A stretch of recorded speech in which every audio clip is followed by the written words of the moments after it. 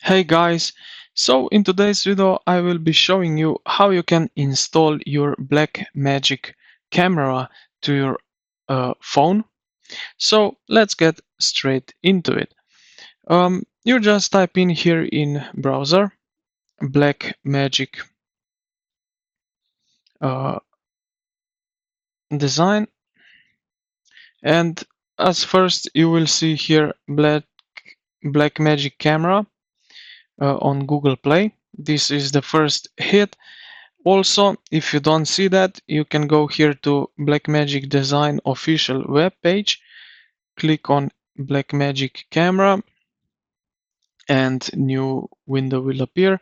Here on official site, you will see two options for Apple or for Android.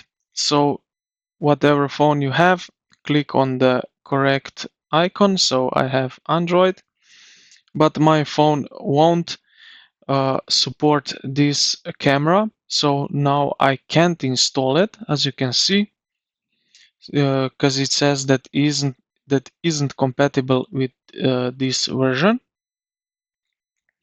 But if you have options to download it, you can just hit install and the app will be installed to your phone, and after that you can start using the Blackmagic camera.